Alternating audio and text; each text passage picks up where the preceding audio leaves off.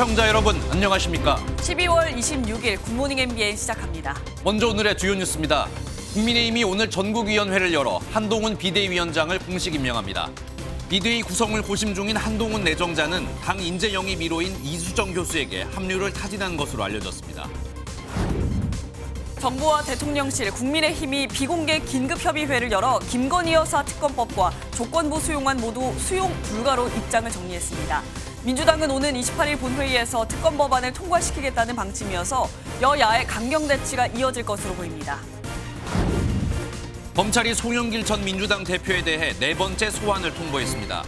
그동안 계속해서 소환에 불응해온 송 전 대표가 오늘도 조사를 거부할 경우 검찰은 구속 기한을 연장하고 강제 구인한다는 방침입니다.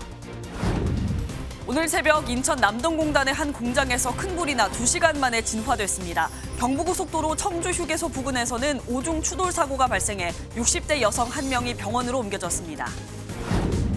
주민 2명이 숨지고 30명이 다친 서울 도봉구 아파트 화재 원인을 밝히기 위해 경찰과 소방당국이 오늘 합동 감식에 나섭니다. 3명이 감전사한 세종시 목욕탕에 대한 2차 합동 감식도 오늘 이뤄집니다. 오늘 낮 기온이 빠르게 오르면서 전국이 따뜻하겠습니다. 다만 수도권과 전북, 광주의 초미세먼지 농도가 나쁨 수준을 보이겠습니다. 국민의힘이 오늘 전국위원회를 열고 한동훈 전 법무부 장관을 비상대책위원장으로 공식 임명합니다. 늦어도 이번 주 안에는 한동훈 비대위 체제가 출범할 것으로 보이는데 영입 인재 1호 이수정 교수의 합류 가능성이 거론됩니다. 오늘 첫 소식 권영범 기자가 보도합니다. 비상대책위원장 내정자로 지명된 이후 성탄 연휴 내내 당 운영안 마련 등에 몰두한 한동훈 비대위원장 지명자. 한 지명자는 오늘 열리는 전국위원회에서 임명안이 의결되면 즉시 비대위원장 권한이 발생해 당대표 역할을 수행하게 됩니다. 한 지명자가 앞으로의 의지를 가장 처음 선보일 지표는 비대위 인선입니다. 비대위원 15명 가운데 비대위원장과 당연직인 원내대표, 정책위 의장을 제외한 최대 12명까지 한 지명자가 인선할 수 있습니다. 국민을 위해서 열정적으로 헌신할 수 있는 실력 있는 분을 모시는 것이 중요하다고 생각합니다. 한 지명자는 전문가와 여성을 적극 등용해 외연 확장을 꾀할 것으로 보입니다. 우선 국민의힘 영입인재 1호인 이수정 경기대 범죄심리학과 교수의 비대위원 합류 가능성이 거론됩니다. 이 교수는 한 지명자가 비대위 합류를 타진한 건 맞다며 합류 여부는 당에 맡긴다는 입장을 밝힌 걸로 전해집니다. 오늘 취임하는 한 지명자는 이번 주 안에 비대위원 인선을 마무리하고 새해부터 본격적인 활동에 돌입합니다. MBN 뉴스 권용범입니다. 야당이 추진 중인 김건희 여사 특검법에 대해 여당과 대통령실이 수용 불가 방침을 정했습니다. 여권 일부에서 조건부 수용안이 거론됐지만 불가 입장을 정리한 것으로 알려졌습니다. 강서영 기자입니다. 정부와 대통령실, 국민의힘이 어제 오후 삼청동 총리 공간에서 비공개 긴급 당정협의회를 열었습니다. 이 자리에서 당정대는 야당의 김건희 여사 특검법 수용 불가 방침을 정했습니다. 또 여권 일각에서 거론되는 총선 이후 특검을 추진하는 이른바 조건부 수용안에 대해서도 불가하다고 의견을 모은 것으로 알려졌습니다. 민주당이 오는 28일 본회의 처리를 예고한 쌍특검법은 김 여사 주가 조작 의혹, 그리고 대장동 50억 클럽 관련 특검 법안입니다. 국민의힘은 총선용 정쟁 특검이자 악법이라고 비판하고 있습니다. 민주당의 특검법 우려먹기가 도를 지나치고 있습니다. 쌍특검법의 발의 시기와 내용을 보면 더도 말고 덜도 말고 총선용 정쟁 특검입니다. 반면 민주당은 성탄 연휴 내내 특검법을 받으라며 공세 수위를 높였습니다. 대통령 부인도 법 앞에 예외일 수는 없습니다. 떳떳하고 죄가 없다면 특검을 거부할 수 없습니다. 국민의힘은 김 여사의 주가 조작 의혹이 문재인 정부 당시 수사를 거쳤는데도 혐의가 드러나지 않았다는 점을 들어 이를 야권의 억지 주장이라고 일축하고 있습니다. MBN 뉴스 강서영입니다. 오늘 새벽 인천 남동공단과 경기 가평군의 창고에서 큰 불이 났습니다. 경부고속도로 청주 휴게소 근방에서는 오중 추돌 사고가 발생해 60대 운전자가 병원으로 이송됐습니다. 밤사이 사건 사고 소식 손성민 기자가 보도합니다. 흰 연기 사이로 시뻘건 불길이 솟아오릅니다. 소방대원들은 피어오르는 연기를 뚫고 창고로 진입합니다. 오늘 새벽 2시 반쯤 경기 가평군 대성리의 한 가건물에서 불이 났습니다. 소방당국은 차량 16대와 인원 41명을 투입해 2시간 만에 화재를 진압했습니다. 예전에 그 식당으로 운영하던 그런 지금은 이제 영업 안 하시고 그냥 주택으로 사용하시는 데서 화재가 난 겁니다. 거주 중이던 부부가 재빨리 대피하면서 다행히 인명피해는 없었습니다. 공장 주위로 연기가 피어오르고 건물 내부가 시뻘건 불길로 가득합니다. 앞서 오늘 새벽 1시쯤엔 인천 남동공단 금형공장에서 화재가 발생했습니다. 소방당국은 화재 대응 1단계를 발령하고 약 2시간 만에 초기 진화를 완료했습니다. 신고는 지나가시던 분이 검은 연기 보인다고 신고하셨고요. 이 인명피해는 어제 저녁 오후 7시쯤 경부고속도로 청주휴게소 부근에서는 버스 한 대와 승용차 4대가 연이어 추돌했습니다. 이 사고로 승용차 운전자 1명이 부상을 입고 병원으로 옮겨졌습니다. 경찰은 60대 여성이 몰던 승용차가 차선을 옮기다 뒤따르던 버스에 부딪힌 것으로 보고 자세한 사고 경위를 조사하고 있습니다. MBN 뉴스 손성민입니다. 오늘 하루 중요한 일정을 소개해드리는 굿모닝 오늘입니다. 어떤 일정이었는지 함께 살펴보겠습니다. 국민의힘이 오늘 당원 대표자 회의인 전국위원회 의결을 거쳐 한동훈 전 법무부 장관을 비상대책위원장으로 공식 임명합니다. 찬반 투표는 온라인으로 이뤄집니다.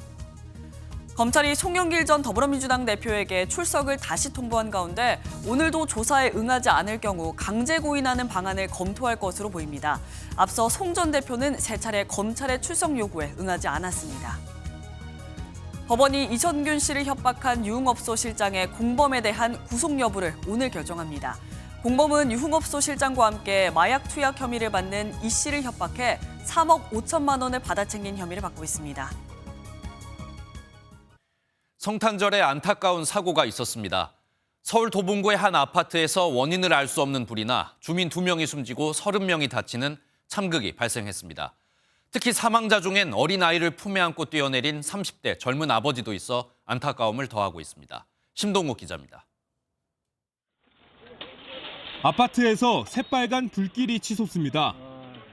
불길과 연기가 순식간에 벽을 타고 올라가고 소방대원들이 진화에 나섰지만 불길은 쉽사리 잡히지 않습니다. 아파트 내부는 형체를 알아볼 수 없을 정도로 새까맣게 변했습니다. 어제 새벽 5시쯤 서울 도봉구의 한 아파트 3층에서 화재가 발생했습니다. 아파트 벽면이 검게 그을려 있습니다. 3층에서 시작된 화재는 약 4시간이 지난 뒤에야 불길이 완전히 잡혔습니다. 이 화재로 2명이 사망하고 30명이 부상을 입었습니다. 불길이 잡히는 동안 대피하러 나왔다 연기를 흡입한 10층 주민과 4층에서 아이를 안고 뛰어내린 30대 남성이 심정지 상태에서 CPR을 받았지만 끝내 숨졌습니다. 매캐한 연기가 좀 냄새가 좀 올라와서 혹시나 해가지고 이제 밖을 베란다를 봤는데 불길이 좀 치솟아가지고 가족들 이제 좀 대피시키려고 옷을 좀 입히고 또 밖으로 좀 나가려고 그랬는데 밖에 연기가 너무 좀 심한 것 같아갖고 그 안에서 좀 대기하면서. 경찰과 소방당국은 오늘 합동 감식을 통해 정확한 화재 원인을 밝힐 예정입니다.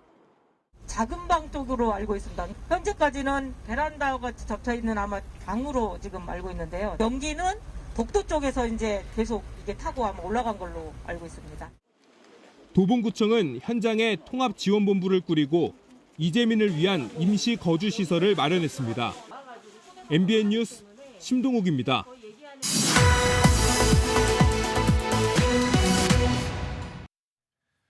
성탄절에 발생한 화재로 2명이 숨지는 창국이 빚어져 안타까움을 더하고 있습니다. 다급한 순간이었지만 또 다른 선택을 했다면 귀중한 목숨을 구할 수는 없었는지 사회정책부 김민수 기자와 자세한 이야기 나눠보겠습니다. 어서 오십시오.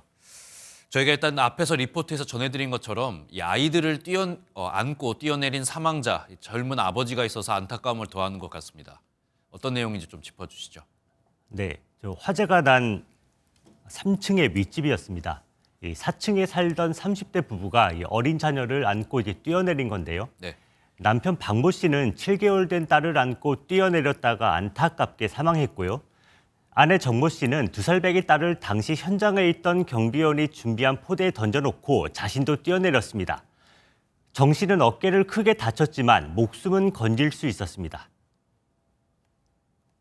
4층의 분들이 아마 이제 대피하려고 이제 밖으로 뛰어내리셨는데 그게 이제 추락이 되시면서 사망된 걸로 파악되고 있습니다.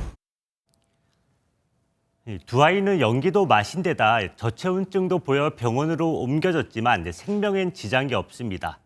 화재가 난 3층 집에서도 70대 남녀가 뛰어내려 다치긴 했지만 마찬가지로 생명에 지장은 없습니다.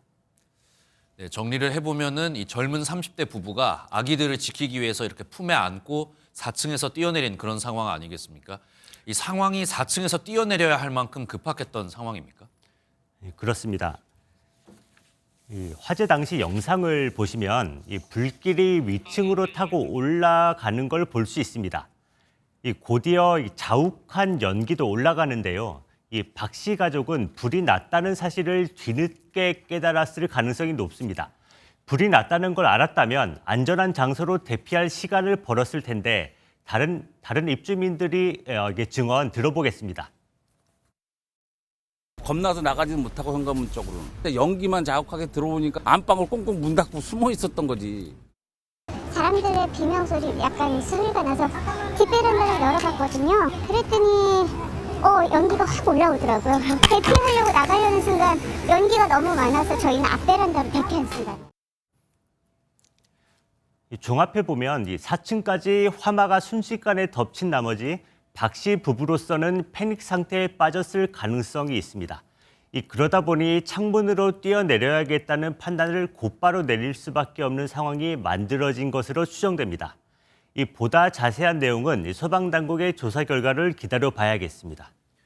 네, 말씀하신 내용을 좀 살펴보면은 상황을 정확하게 알 수 없다 보니까 좀 뛰어내리는 판단을 할 수밖에 없었다. 이렇게 정리를 할 수 있을 것 같습니다. 그리고 소방 발표를 보면은 큰 불은 1시간 40분 만에 밝혔는데 다른 피해도 많았던 것 같습니다. 피해가 큰 이유는 또 따로 있습니까? 예, 소방 발표를 보면 사망자 2명에 중상자 3명, 연기 흡입 등 경상자 27명으로 32명의 인명 피해가 났습니다. 워낙 순식간에 연기가 23층 건물의 17층까지 덮치면서 피해가 컸는데요.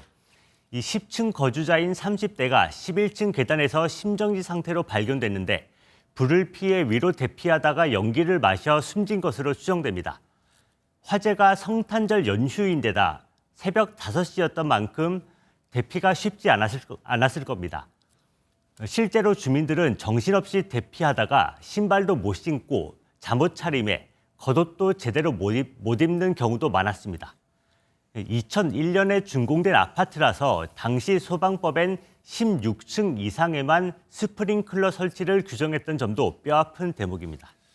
네, 방금 말씀하신 것처럼 이번 화재 보면은 계단으로 대피를 하다가 연기를 마셔서 숨진 분도 계셨는데 이렇게 아파트에서 화재가 발생하면 어떻게 대피하는 게 가장 효과적이라고 할 수 있을까요? 네, 화재가 난 아파트는 23층이고 지금은 겨울철입니다. 이때 주의하셔야 할 게 굴뚝 효과인데요. 건물 바깥의 찬 공기가 상대적으로 따뜻한 건물 내부로 들어와서 솟구치는 현상을 말합니다. 평소라면 상관없겠지만 화재가 나면 이쪽으로 화재 연기가 번집니다. 주로 중앙 계단이 통로가 되고 아파트가 고층일수록 더 굴뚝 효과가 커집니다. 따라서 고층 빌딩에 살고 계실 경우 화재를 빨리 알아차린 분들은 비상계단을 이용해서 아파트 바깥으로 즉시 탈출하셔야 하고요. 네. 만약에 좀 늦었다 이렇게 생각되시면 그때는 비상계단으로 나오지 마시고 집 안으로 연기가 들어올 만한 구멍을 가능한 모두 막고 적극적으로 구조를 요청해야 합니다. 네, 알겠습니다. 오늘 말씀 여기까지 듣겠습니다. 지금까지 사회정책부 김민수 기자였습니다. 성탄절 연휴 세종시의 한 목욕탕에서 입욕객 3명이 감전사하는 안타까운 사고도 있었습니다. 유가족들은 비통한 마음으로 빈소를 지키고 있는데요. 경찰은 오늘 2차 합동 감식을 벌일 예정입니다. 이재호 기자가 취재했습니다.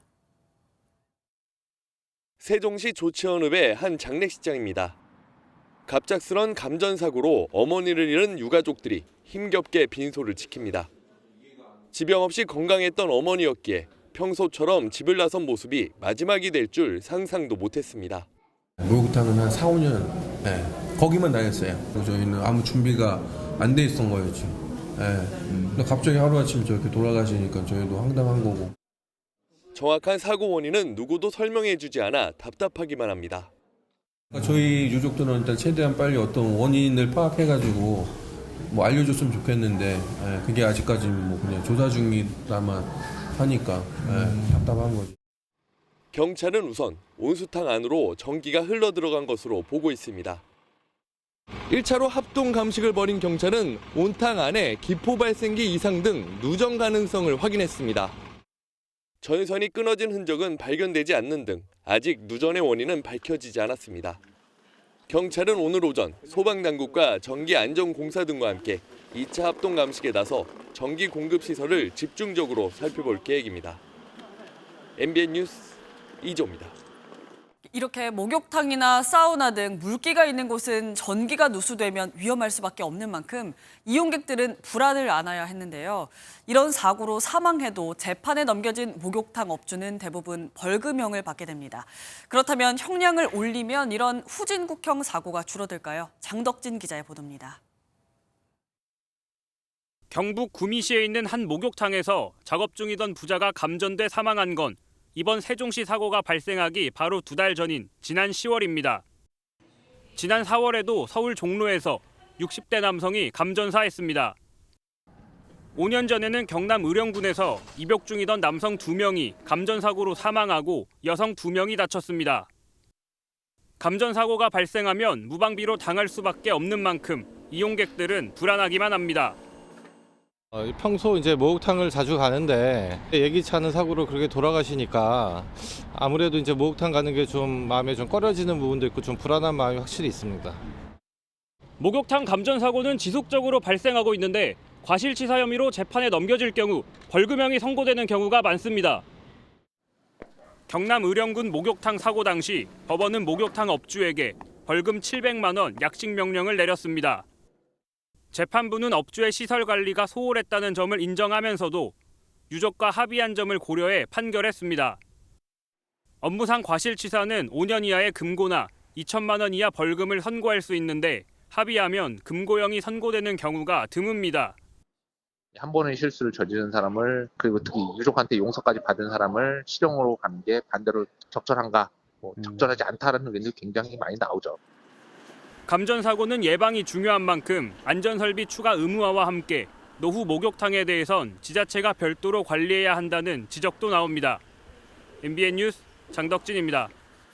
최근 강력한 한파가 이어졌죠. 이 한파로 자동차 시동이 안 걸린다는 신고가 급증했습니다.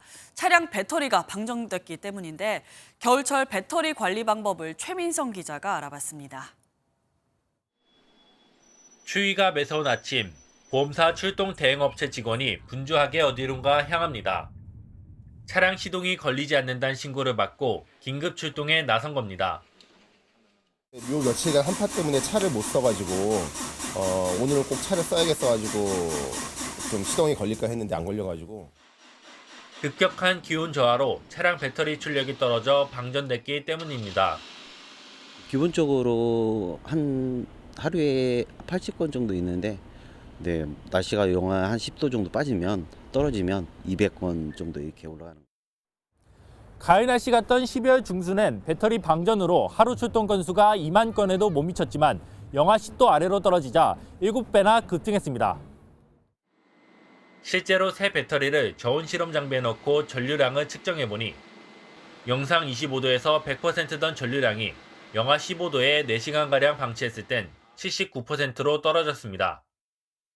배터리 온도가 하강하게 되면 저항이 증가함에 따라 배터리 시동 성능은 저하되는 것입니다. 전문가들은 한파 시 갑작스러운 방전을 막으려면 10분만 투자하라고 조언합니다. 2, 3일 동안 차량을 운행하지 않을 경우에는 하루 정도는 10분 이상 시동을 걸어 배터리를 충전해 놓는 것이 다음날 혹한기에 시동 거는 데는 상당히 유리하다고 할 수 있습니다. 주차는 가급적 실내에 하는 것이 좋은데 실외 주차의 경우 차의 앞쪽이 햇빛을 받을 수 있게 해주면 좋습니다. MBN 뉴스 최민성입니다. 한동훈 전 법무부 장관이 정치권에 등판하면서 국민의힘과 민주당의 지지율 격차가 2%대로 좁혀졌다는 여론조사 결과가 나왔습니다. 지난 3월 이후 9개월 만에 가장 적은 격차입니다. 전정인 기자가 보도합니다. 국민의힘 당 지지율이 한 여론조사에서 지난주에 비해 2.3%포인트 상승하며 39%를 기록했습니다. 반면 민주당 지지율은 소폭 하락한 41.6%로 양당 간 지지율 격차가 2%대로 오차범위 안으로 붙었습니다. 지난 3월 조사 이후 가장 적은 격차입니다.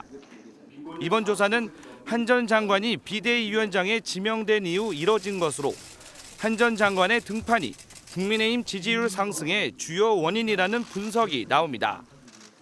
윤석열 대통령 지지율도 4주 만에 하락세를 멈췄습니다. 민주당은 일시적인 컨벤션 효과일 뿐이라며 견제에 나섰습니다.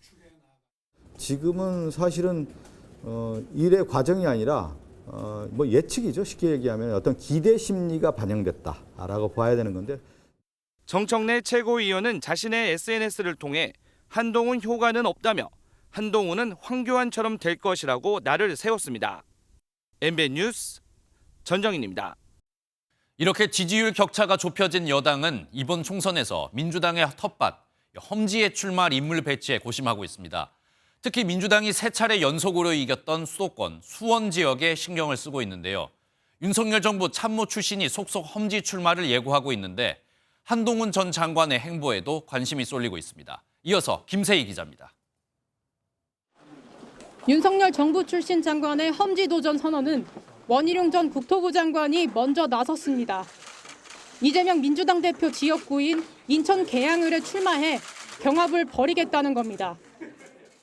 어떠한 도전과 희생이라도 저는 적극 나서야 한다는 생각을 가지고 있고요.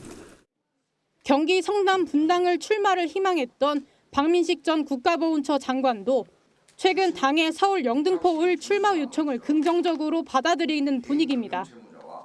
이영 중소벤처기업부 장관도 애초 예상했던 서울 서초을 출마에 선을 그었습니다. 국민의힘은 지역적으로는 수도권 정치 1번지 수원을 가장 먼저 공을 들이고 있습니다.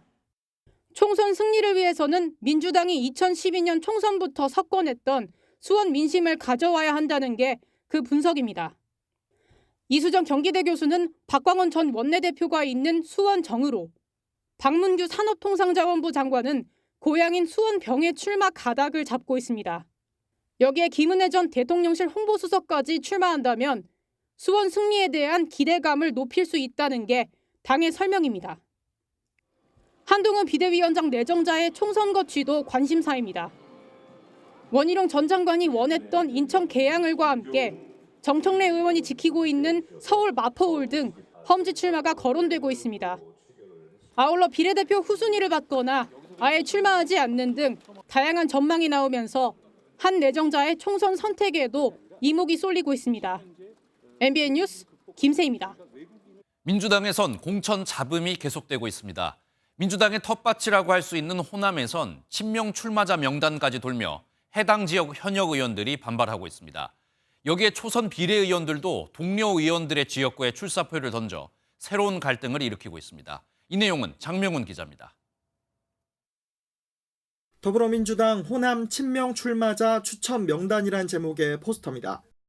김의겸 비례대표 의원부터 정진욱 당대표 정무특보와 법률특보인 박균택 변호사 등 친명 인사 12명의 얼굴과 직함이 적혔습니다. 당원 단체 대화방 중심으로 이 포스터가 돌자 호남 현역 의원들의 반발이 터져 나왔습니다. 광주 광산구 갑 이용빈 의원은 의원 단체 대화방에 해당 포스터를 올리며 치졸한 민주당 텃밭 호남의 창피한 현실이라고 비판했습니다. 그러면서 민주당을 위해 싸우는 사람들 피눈물 나게 하지 말라고 촉구했습니다. 여기에 비례대표들이 연이어 같은 당 지역구에 출사표를 내면서 우려를 더하고 있습니다. 고 김대중 대통령의 삼남 김홍걸 의원을 비롯해 민주당이 현역인 지역구에 공식 출마를 선언하거나 준비 중인 비례의원은 최소 7명입니다. 강서구 출마, 저에게는 새로운 도전입니다. 다소 늦은 출마 선언을 하며 동지들께 정중히 양해를 구합니다. 특히 양이원영 의원 등 친명계 인사가 비명계 의원 지역구에 도전하는 사례가 많아져 계파 갈등의 불씨가 될 것이란 목소리가 나옵니다. 다만 한 비례초선 의원은 MBN과의 통화에서 계파와 상관없는 문제라면서 비례의원을 험지가 아닌 사지로 내모는 건 현역 기득권 지키기라고 분위기를 전했습니다. 비명계 인사 부적격 논란부터 공천을 둘러싼 잡음이 이어지면서 당내 분란은 당분간 확산할 것으로 보입니다. MBN 뉴스 장명훈입니다. 성탄절에도 이스라엘의 가자지구 공습으로 수백 명이 사망했습니다. 이런 가운데 이스라엘은 무장단체 헤즈볼라에도 강력한 경고를 보내고 있습니다.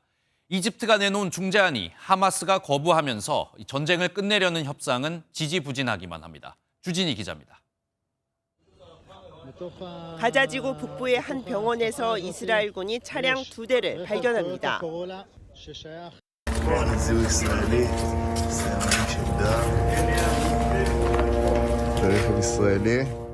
מצאנו בשטח את רכבו של החטוף הישראלי סאמר טלאלקה, זכרו לברכה. ברכב נמצאו שרידי RPG וכתמי דם נוספים של חטוף אחר. 인질 가족들은 인질 협상을 촉구하는 시위에 나섰습니다. אומר לי אותו הדבר, בלי לחץ צבאי. לחץ צבאי, לחץ מבצעי, לחץ מדיני. ולכן דבר אחד לא נעשה. 여기에 헤즈볼라가 전쟁에 개입하려 하자 이스라엘은 강하게 경고하면서 확전 조짐도 보입니다. במסגרתה יתקבע מצב שונה, או שאנחנו נביא למציאות שונה כתוצאה מפעילות צבאית. 한편 이집트가 나서서 만든 3단계 중재안은 하마스 측이 거부하면서 협상은 미궁에 빠졌습니다. 중재안은 인질 석방과 2주 휴전, 팔레스타인 통합 정부 수립을 거쳐 완전한 종전으로 이루어져 있는데 하마스는 현재 즉각 휴전을 요구하고 있습니다. MBN 뉴스 주진희입니다. 내년 미국의 대통령 선거를 앞두고 공화당 경선에서 니키 헤일리 전 유엔 대사가 트럼프 전 대통령을 따라잡고 있습니다. 민주당 후보로 확실시되는 바이든 대통령과의 대결에서는 트럼프 전 대통령보다 강세를 보였습니다. 워싱턴에서 최중락 특파원입니다. 내년 미국 대선에서 공화당 후보로 트럼프 전 대통령보다 니키 헤일리 전 유엔 대사가 더 경쟁력이 높다는 여론조사 결과가 나왔습니다. 정치 전문업체 더힐이 최근 실시된 508개 여론조사의 평균을 분석한 결과입니다.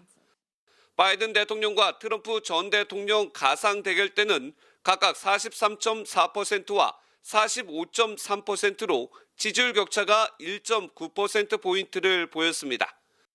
바이든 대통령과 헤일리 전 대사 대결에서는 39.4%와 42.9%로 헤일리 전 대사가 3.5%포인트 앞선 것으로 나타났습니다.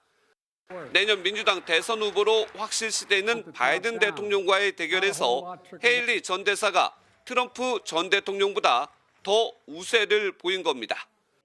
중도층이 두터운 뉴햄프셔에서도 최근 여론조사에서 헤일리 전 대사가 트럼프 전 대통령과의 격차를 좁히는 것으로 나타났습니다. 하지만 트럼프 전 대통령이 여전히 우위를 보이고 있으며 다음 달 15일 아이오와 코커스를 시작으로 본격적인 경쟁에 돌입한다는 계획입니다. We're going to win the Iowa caucuses and then we're going to crush crooked Joe Biden next November. 내년 미국 대선은 어느 때보다 치열할 것으로 예상되는 가운데 일단 헤일리의 바이든에 대한 강세가 트럼프까지 추월하기는 어려울 것이라는 분석이 우세합니다. 워싱턴에서 MBN 뉴스 최중락입니다.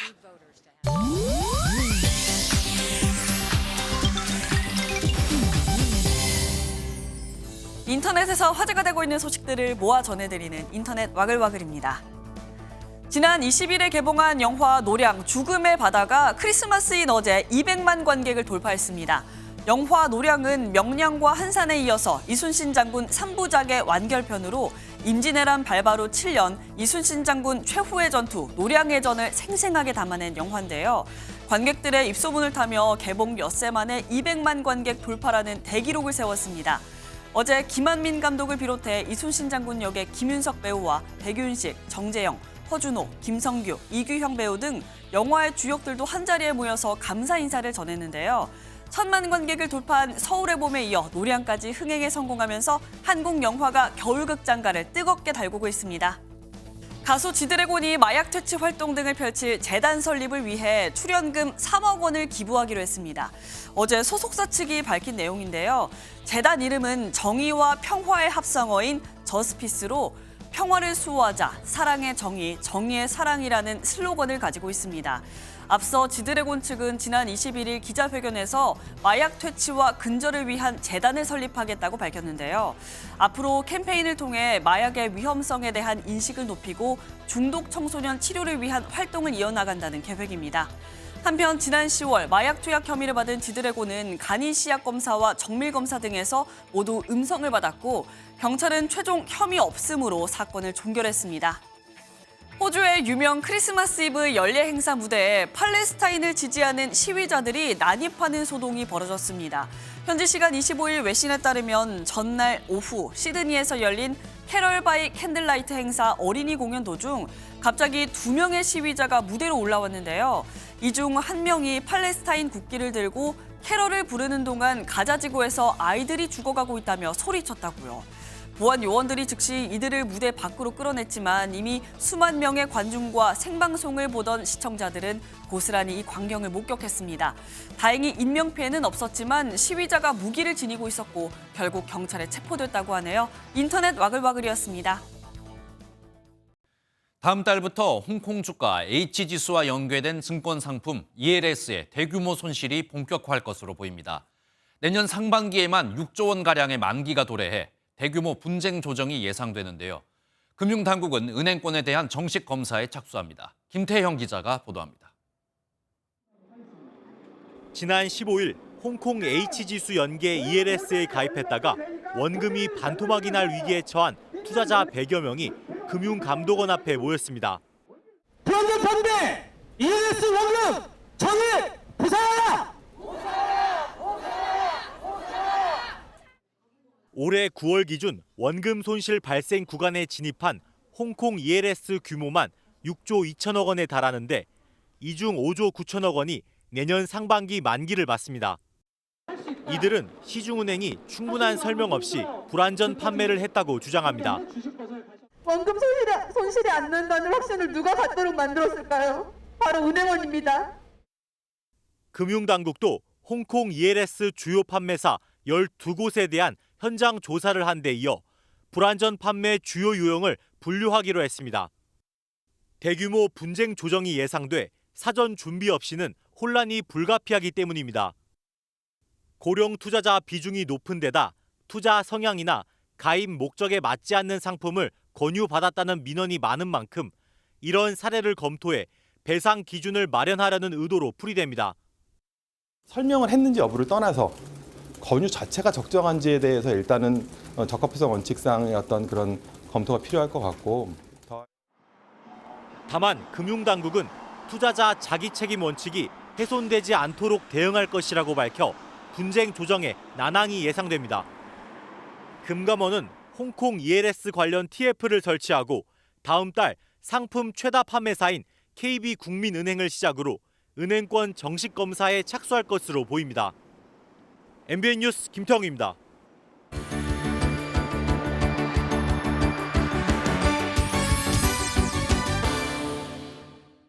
굿모닝 월드입니다.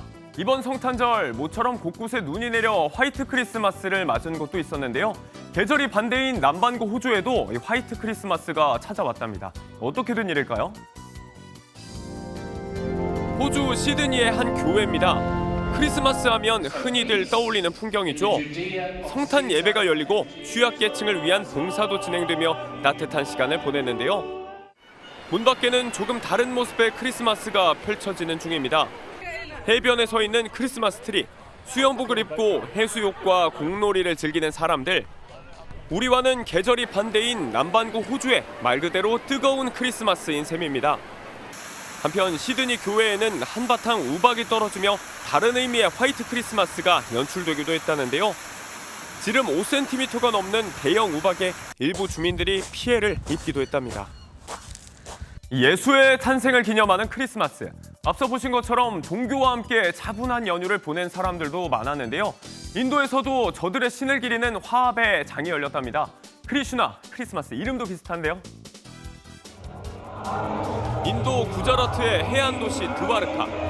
황토색 벌판 위에 원을 그리고 있는 수많은 붉은 점들의 정체는 바로 사람입니다. 인도 전통 의상인 주황색 사리를 입은 여성들이 동심원을 이루며 군무를 선보이고 있는데요. 그 인원만 약 3만 7천 명에 이른다고 합니다. 힌두교의 신 크리슈나의 성지로 알려진 이곳에서 무려 5,000년의 역사를 자랑하는 전통춤 라스를 펼치고 있는 거라고요. 크리슈나를 경배하고 평화와 화합을 기원하는 붉은 물결, 대지 위에 빚어낸 그야말로 장엄한 광경이었습니다. 사랑하는 이들과 함께해서 더 행복한 연휴, 가족처럼 아끼는 반려견들을 위해서 소중한 시간을 보낸 견주들도 많았죠. 데이트도 하고 강아지도 챙길 수 있는 공간이 이탈리아에 문을 열었다네요. 이탈리아 로마에 들어선 아주 특별한 레스토랑을 소개합니다.